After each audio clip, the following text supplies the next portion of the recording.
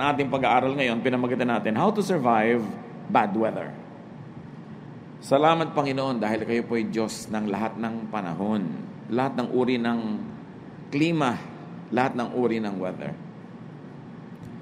Salamat dahil kami ay binigyan nyo ng kalayaan at kakayahang makarating dito para purihin ang iyong pangalan, magdala ng aming mga handog sa inyo, magpasalamat at idalangin ang aming bayan. Nawa Panginoon ay malugod kayo sa aming pagtitipon-tipon at turuan niyo po kami. Palawakin niyo pa ang pagkaunawa namin sa inyong kahiwagaan, lalo kung paano kayo kumikilos sa kapaligiran, sa kalikasan na kayo rin ang lumikha. Forgive us our sins, cleanse us, and now teach us. We want you, Lord, to be our speaker, so we ask you to speak. Use your servant only as your instrument. Set us free, strengthen us, inspire us. Meanwhile, Father, we rest in your love, we rest in your peace, and we ask you, speak to us. In the name of your Son, Jesus, we pray with thanksgiving. How to survive bad weather. You want to survive bad weather? Unang-una, do not call it bad weather. Lahat ng weather ay likha ng Diyos. Tag-ulan, tag-init, magi ang tagtuyot at tagbasa. Kaya maganda ang lahat ng panahon. Walang nililika ang Diyos na pangit. Huwag natin sabihin masama ang panahon. Parang sinabi mong masama ang Diyos na lumikha ng panahon. Genesis 8:22, as long as the earth endures, seed time and harvest, cold and heat, summer and winter, day and night will never cease. So talagang kasama sa likha ng Diyos. Hindi daw mauubos, hindi matatapos ang pagpapalit-palit ng mga panahon, ng lamig at ng init, ng liwanag at ng dilim. Daniel 2:20-21. Praise be to the name of God forever and ever. Wisdom and power are His. He changes times and seasons. Desisyon yun ng lumikha na magkakaroon, nagpagpapalit-palit ng lahat ng mga klima. Psalm 24:1, the earth is the Lord's and everything in it, the world and all who live in it. So walang pangit na nilikha ang Diyos. Kahit kuryente, kahit kidlat, kahit lava, kahit lahar, lahat yan merong saysay. Meron lang sikreto para maging talagang maganda para sa personal na buhay mo ang mga bagay na ito. Kaya kahit bagyo o baha, remember that ancient Egypt was nourished by the annual flooding of the Nile. And because of the annual flooding of the Nile, Egypt was able to develop and sustain a great civilization. Hindi nila minasama ang baha.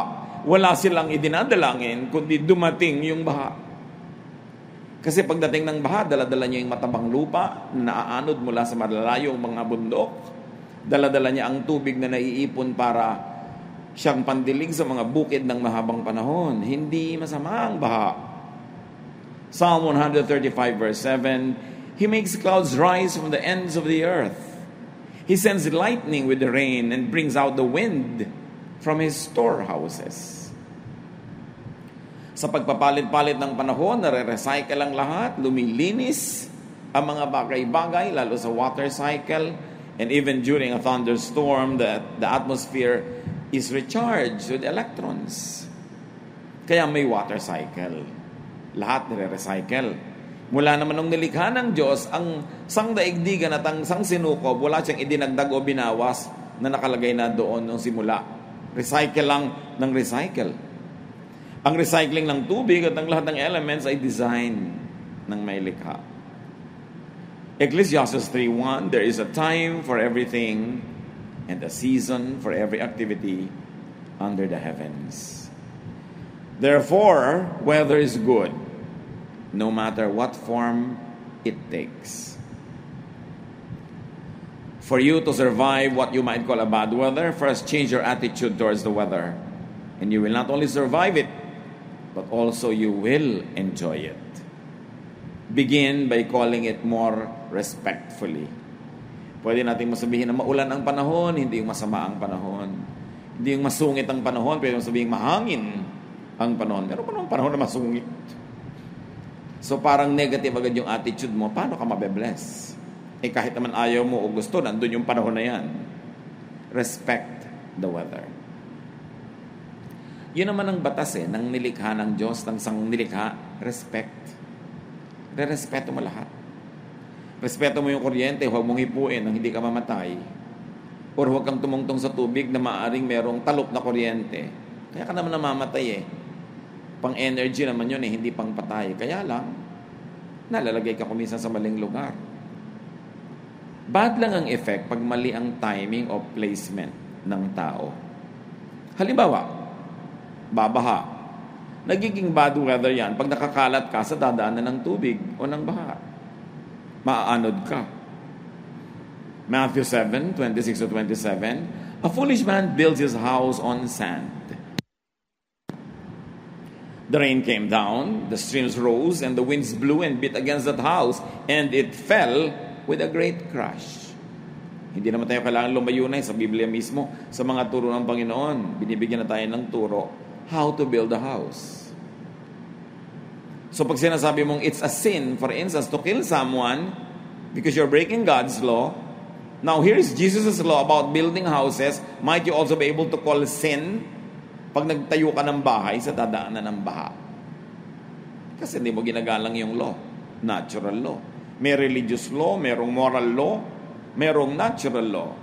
Locate correctly. Hindi naman pinroblema ng mga ninuno natin yung mga baha na yan kasi nung araw wala mga bahay sa tabi ng ilog. At lagi nga natin binabanggit, may bahay man noon, matataas ang silong, may mga halige, bumahaman, dumadalang yung tubig. Kasi dadaan lang naman yun Kaya naman nagtatagal lang ngayon, walang madaanan kasi tinayuan na ng bahay lahat, tinambakan ng mga ilog, ginarangan ng mga drainage. Kaya ang tagal-tagal tuloy ng tubig. Nagmumukha tuloy bad yung flood. Ang actually merong bad planning ang mga tao or walang planning. Pag nasa labas ka halimbawa ng silungan, nasa labas ka ng tahanan sa oras ng bagyo at ulan at baha, magmumukha ngang bad yung weather. Kasi mababasa ka. Pwede kang mapahamak. Luke 12:54, he said to the crowd, meaning the Lord, when you see a cloud rising in the west, immediately you say, it's going to rain. And it does. Ibig sabihin, may babala naman yung weather kung anong balak niyang gawin para makasilong ka. May general babala, tag-ulan, so huwag ka na magplano masyado ng mga outing, mga picnic, lalo mga kasalan na outdoor, kasi may babala Tapos magbumukhang bad weather dahil it rained on your wedding day. Pinili mo kasi tag-ulan. So, sinong may kasalanan nun? Dapat sumilong na agad kung ayaw mo mabasa. Respect time. Observe good timing. Jeremiah 8:7, even the stork in the sky knows her appointed seasons, and the dove, the swift, and the thrush observe the time of their migration. Migration of birds and fish for warmth, even for breeding.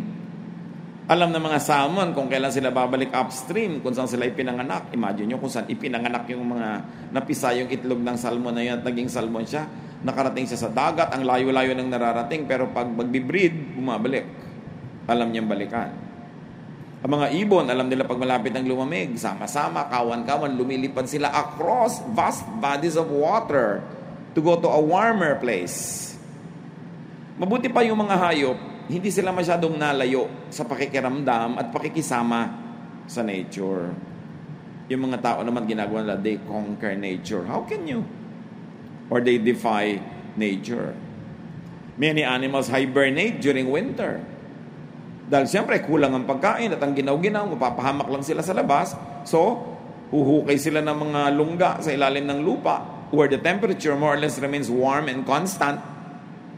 May mga yelo naman nasa ibabaw. And then they sleep the winter away.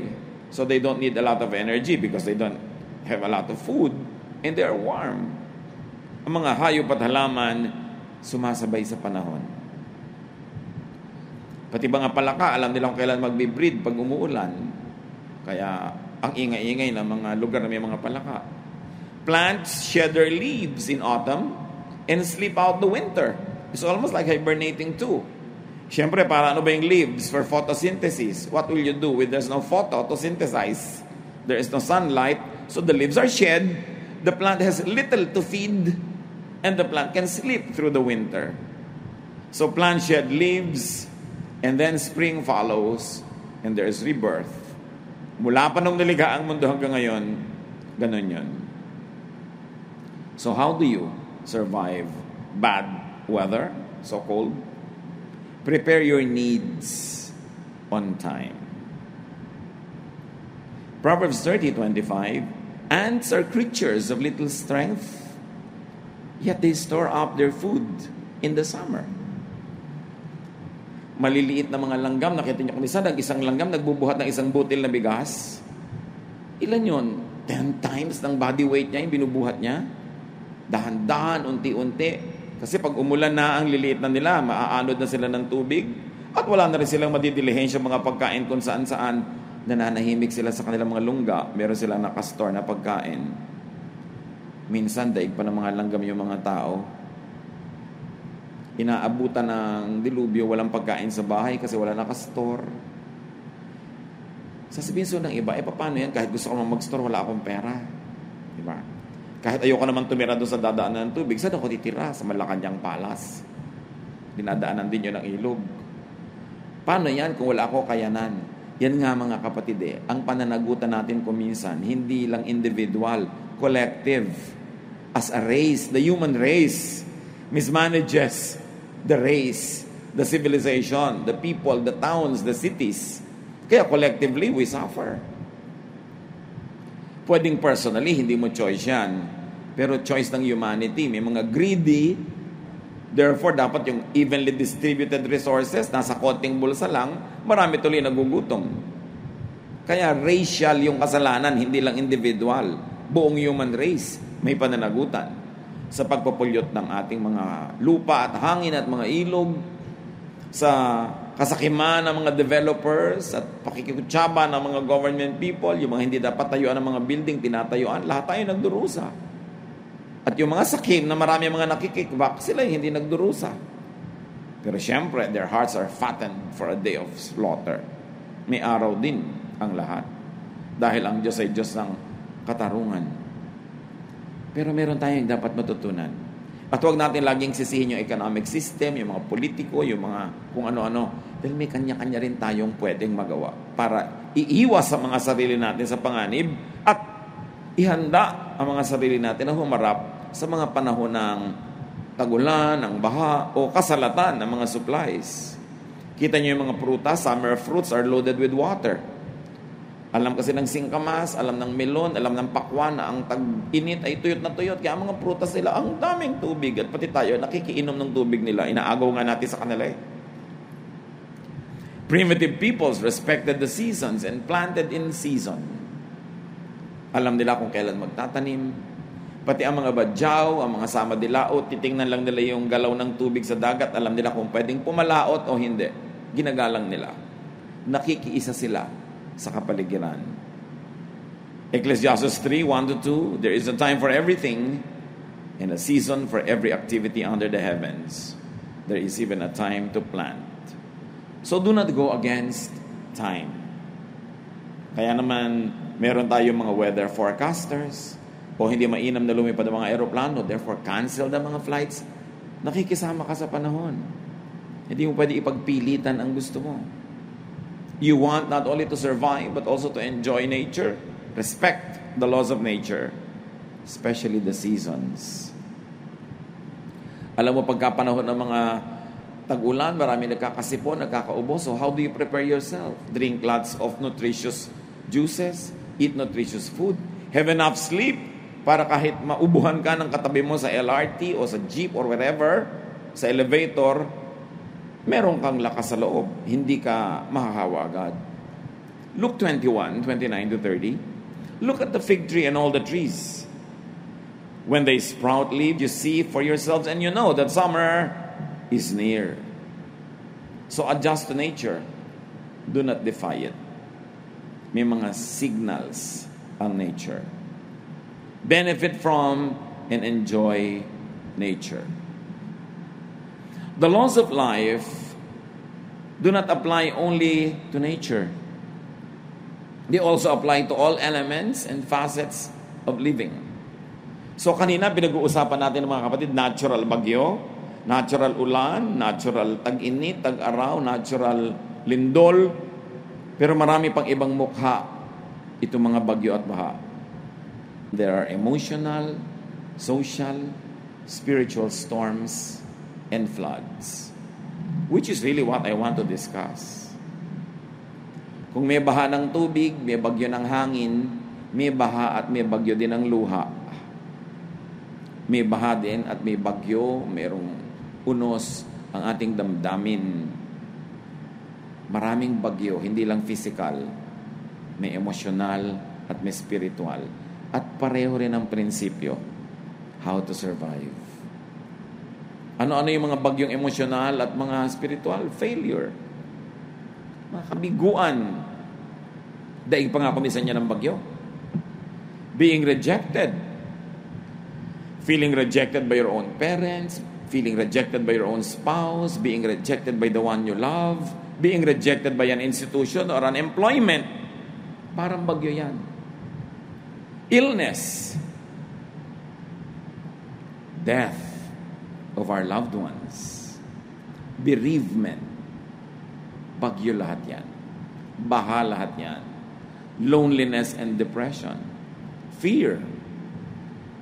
Hopelessness. And other trials.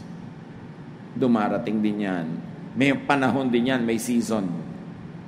Pag inobserbahan natin, may season din yan. Hindi random lang lagi. James 1:2-3. Consider it pure joy, my brothers and sisters, whenever you face trials of many kinds, because you know that the testing of your faith produces perseverance. The same principle. Huwag mong tawaging bad luck, huwag mong tawaging bad life, bad whatever. Sabihin mo lang, kasama talaga ng buhay. Natural. Pag nakikita kayo, mayroong paghihiwalay. Natural, may ipinapanganak, may mamamatay. May mga panahon ng kasaganaan at may panahon ng kasalatan. Kuminsan parang walang reason, pero may unseen reason siya. Tulad ng pagtrato sa physical na bagyo at baha, respect emotional and spiritual storms and floods as also parts of life that God designed. Mas maagang tanggapin natin mga kapatid na ganun talaga ang buhay. May araw na masaya, may araw na malungkot. Ganun talaga ang negosyo. May panahon na malaki ang tubo, mayroong panahong lugi-lugi. Mayroong panahong sobrang lugi. Ganun talaga ang pag-ibig. Kuminsan ang saya, kuminsan ang lungkot. Ganun talaga. Lahat ng nagaganap, hindi nagaganap ng walang permiso ng Diyos. What's happening is either God's perfect will for you when you obey Him, or God's permissive will when you or your loved ones or people who affect your life don't obey Him. Pero not a sparrow falls to the ground without the Father's permission or knowledge. Nothing happens in your life that God doesn't know about. And if God knows about it, whether you understand it or not, God understands it. Whether you like it or not, God permits it. So there must be something good in it. Although apparently and superficially, what is good about it doesn't always easily show. Kaya nung si Job ay dinapuan ng kotak-kotak na dilubyo sa buhay, at sabi ng asawa niya, sumpahin mo na lang ang Diyos mo na yan, at mamatay ka na. Total, wala nang dahilan para mabuhay pa tayo. Pero mo sabihin ng asawa niya yon. Namatay lahat ng anak nila, nawala lahat ng kanilang kayamanan, nabalot ng galis at sakit itong si Job. Sabi ng asawa niya, why don't you curse God and die? In Job 2:10, he says, shall we accept good from God and not trouble? Kung gaano kakandarapan na tumanggap ng pagpapala, tanggapin mo rin kung merong hindi pagpapala sa tingin mo. Kung gaano mo kagustong tumanggap ng saya, pag ang ipinadala naman at pinayagan na ilungkot, tanggapin mo rin. Huwag kang magrebelde sa Diyos, huwag kang magalit sa Diyos. Lahat yan bahagi ng buhay at walang na-exempt dyan. Kahit mga hari, kahit mga propeta, kahit sino, dinadapuan ng lahat ng uri ng emotional storms. And besides, trouble is relative. It depends on how you look at it. It is a matter of point of view. Saya lang ba at walang lungkot sa buhay? Ginhawa lang ba at walang hirap? Pagsasama lang ba at walang paghihiwalay? Sa katunayan, mas masarap ang pagsasama, mas masakit ang paghihiwalay. Ganun talaga. So how do you survive these emotional and spiritual troubles? Adjust your timing and placement with regards to these natural elements of life. Adjust ka. Makiramdam ka. Job 37:6-8, God says to the snow, fall on the earth, and to the rain shower, be a mighty downpour, so that everyone he has made may know his work. He stops all people from their labor. The animals take cover, they remain in their dens. Pag sidami daw ng Diyos sa snow, maglaglagan kayong lahat ngayon. Pinaulan niya ng sobra, umulan ng todo. O di lahat daw, malalaman kung ano ang ginagawa ng Diyos at anong kaya niyang gawin. At lahat sila ititigil sa mga ginagawa nila. Pati mga hayop ay magkukubli. At ano dapat ang kasunod doon? And everyone should ponder the mystery and the awesome power of the Creator. That such uncontrollable events must lead you to worship. Because they are mysterious and cannot be thoroughly measured or understood. Such wonders must lead you to godliness, to a holy fear of God, and to a complete submission to His power. When times are happy, be glad. When times are sad, be sad. Huwag baligtarin. Yung iba, panahon dapat ng pagsasaya, umiimbento ng lungkot. Yung iba naman, panahon ng lungkot, pinipilit magsaya. Huwag mong labanan yung agos. Yun ang nangyayari. Kaya, Pastor, nalulungkot po ako, nakaka-guilty kasi Christian ako. Ba't ka nalulungkot? Namatay po yung asawa ko. Abnormal ka kung di ka malungkot. Natural lang yun. Napapaiyak po ako, di po ba nakakaya yun? Parang wala akong faith. Kaya ka nga, binigyan ng Diyos ng luha para ipatak mo. Patak mo lahat, mamaya titigil din yan. Pero habang pinipigil mo, lalo na masasabog yung dibdib. Bakit mo pipigilin? Kaya ka nga may lacrimal glands para mag-produce ng tears. And according to scientific findings, tears contain a lot of toxins. Kaya pag umiyak ka, daig mo pa nag-detox. Kaya mga bagong iyak, sa sarap ng tulog. Ang himbing, pag napaiyak. Ang Diyos ang may gawa ng lahat. So huwag pigilin. Sabi niyang Ecclesiastes, may panahong yumakap, may panahong bumitaw. So yumakap ka kung gusto mo. Kung gusto ka rin yakapin, kung ikaw lang may gustong yumakap, yakapin mo yung haligi. Kung gusto rin niya, di makipagyakapan ka. Ba't mo pinipigil? May panahon daw tumawa, may panahong malungkot, may panahong sumayaw, may panahong magluksa. Kung sabi lang ride ka lang. Sumabay ka lang sa agos, huwag mong labanan. Ganun ang buhay At tandaan mo, God is God above the storm and over the flood. Yung hindi mo makayang storm, Diyos lang naman ang nagpalaglag nun Isipin ninyo, isang buwang ulan, pinalaglag ng Diyos sa isang araw? Kaya niya. Paano kung isang taong ulan, pinalaglag ng isang araw? Lalo ka mag-worship. Huwag ka magreklamo, huwag ka magalit. Anong laban mo doon? Mag-worship ka? Sundin mo ang kanyang kalooban. Surrender to God's will and honor Him. And pray that you might be spared. Psalm 107 verse 29, He stilled the storm to a whisper. The waves of the sea were hushed. Hindi ba lahat ng mga sinasabi sa Psalm ginawa ni Jesus? Ang lakas ng hangin, lakas ng bagyo, sinaway lang niya, tumahimik bigla.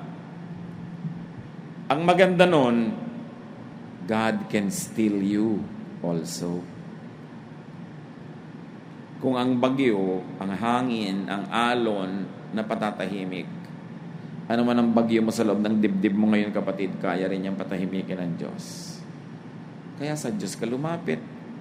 Sa Diyos ka umasa. Ang Diyos ang bigyan mo ng kaluguran. Mas madali naman payapain ang loob mo kaysa isang buong dagat. But nothing is too great for God to do. Kung minsan ang nakikita lang natin yung physical na storm mas mahihirap yung storm sa loob. Walang kwenta yung hirap ng katawan, ang mahirap, hirap ng loob. At kung paano pinapayapa ng Diyos ang lahat ng mga elemento na yan na nasa labas ng ating katawan, lalo niyang pinapayapa yung ating espiritu, yung ating puso, yung ating damdamin, kung magpapasakop ka. Kung hahayaan mong tumalab sa iyo yung kanyang salita, kung susundin mo ang mga utos niya. So how do you survive bad weather? Physical or spiritual weather? Don't call it bad.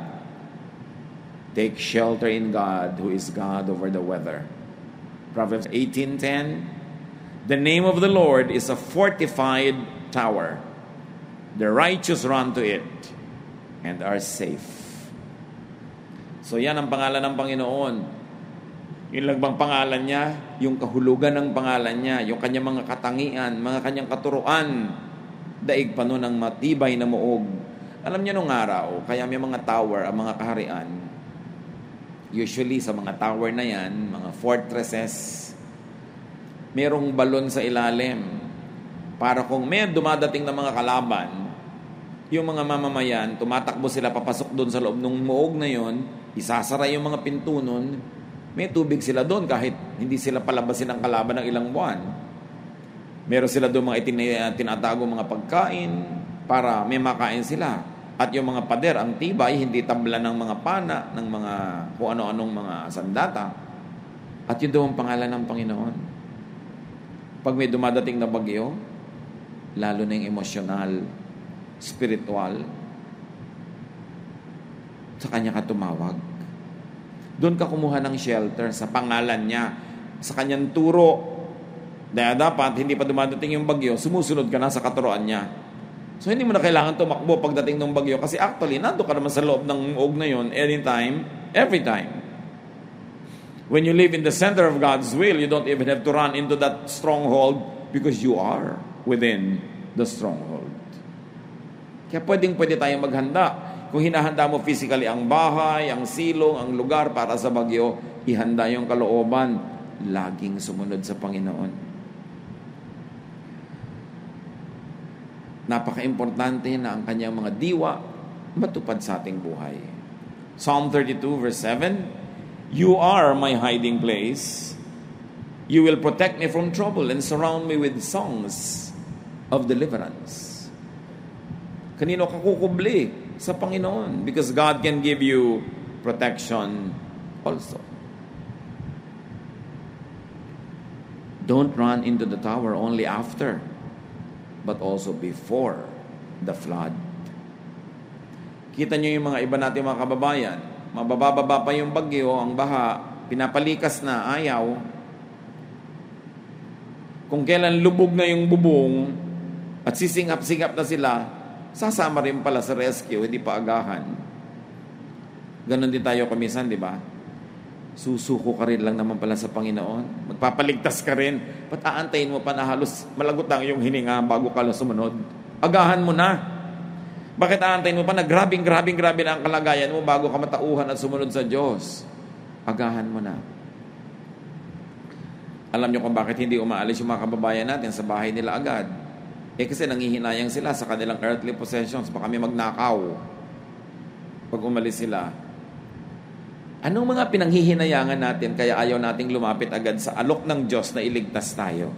Iligtas tayo sa mga kamalian, iligtas tayo sa mga maling relasyon, sa mga maling gawain, dahil may pinanghihinayangan din tayo, di ba? Pero kahit ganong panghihinayang nyo dyan, kahit ganong kalaki ang pagpapahalagan nyo, pag talaga nanganganib na yung buhay nyo at sobrang grabe na, susuko din naman tayo sa Diyos. Agahan na lang. Para konti lang yung damage. Remember, timing and placement can keep you safe. Lumugar. Know God. Follow God.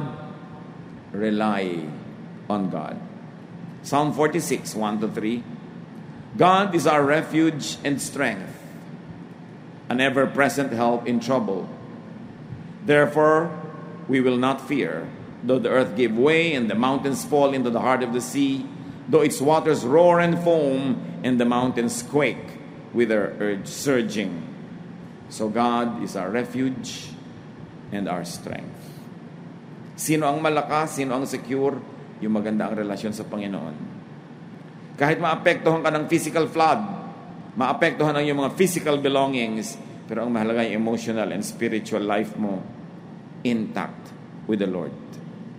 Isaiah 25:4, you have been a refuge for the poor, a refuge for the needy in their distress, a shelter from the storm and a shade from the heat.